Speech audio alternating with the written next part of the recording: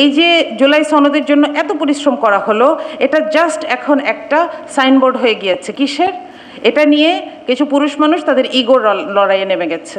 নতুন সংসদে বা আগামী সংসদে উচ্চকক্ষে 10%, নিম্নকক্ষে 33%-এর ব্যাপারে, নারীর উপস্থিতির ব্যাপারে কথা বলা হচ্ছে।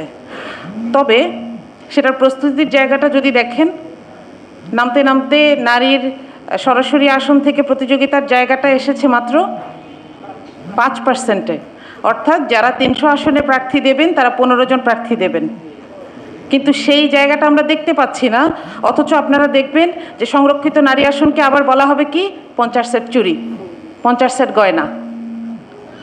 আমি ব্যারিস্টার রুমিন ফারহানার প্রতি শ্রদ্ধা রেখেই বলছি, তাকেও এই কথাটা শুনতে হয়। আপনারাই বলেন, আমরাই বলি, অথচ নারীকে আমরা সরাসরি সংসদে আসার সুযোগ দিচ্ছি না। এই সংসদে নারীর জন্য, সংসদ ভবনে আপনি যদি দেখেন একজন নারীর জন্য কয়টা ফ্যাসিলিটি আছে। তার একটা ফ্রেশ রুম, তার একটা ওয়াশরুম। এই বিভিন্ন কাজগুলোর জন্য আমাদের নারী সংসদ সদস্যদেরকেও ফাইট করতে হয়েছে এই আনটিল রিসেন্টলি।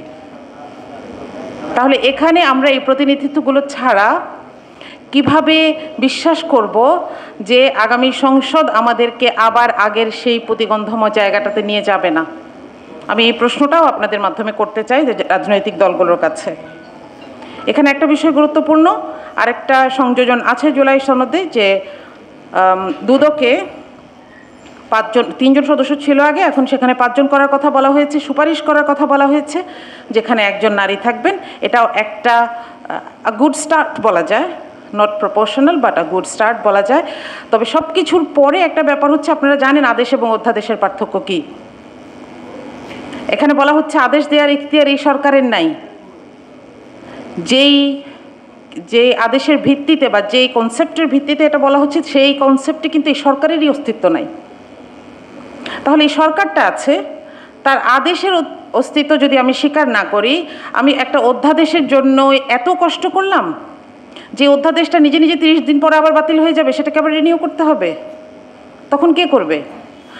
এই যে জুলাই সনদের জন্য এত পরিশ্রম করা হলো, এটা জাস্ট এখন একটা সাইনবোর্ড হয়ে গিয়েছে। কিসের? এটা নিয়ে কিছু পুরুষ মানুষ তাদের ইগোর লড়াইয়ে নেমে গেছে। কেউ বলছে অমুক নির্বাচন চায় না, এজন্য এটা নিয়ে কথা বলছে। কেউ বলছে অমুক জানে যে ওরা রাজনীতির দলে মাঠে আসলে হেরে যাবে, এজন্য এগুলো কথা বলছে। আমি জানি না এই ধরনের কথাগুলোর পেছনে আসলে উদ্দেশ্য কী। আমি এই বিরোধগুলোর আসলেই কোনো সিরিয়াস পলিটিক্যাল কনসিকোয়েন্সেস দেখছি না, কোনো কারণ দেখছি না, কোনো ব্যাকগ্রাউন্ড দেখছি না, কোনো লজিক দেখছি না। তাহলে এই ব্যাপারগুলোতে অযথা কথা চালাচালির বদলে এইটাকে যদি আপনি সিরিয়াসলি করেই থাকেন, এখানে রাষ্ট্রের প্রায় 1.5 কোটি টাকা খরচ হয়েছে, সেটার ব্যাপারে যদি আপনার জবাবদিহিতা ঠিক রাখতে চান, তাহলে আপনাকে এই সনদকে একটা আইনি ভিত্তিতে নিয়ে যেতেই হবে।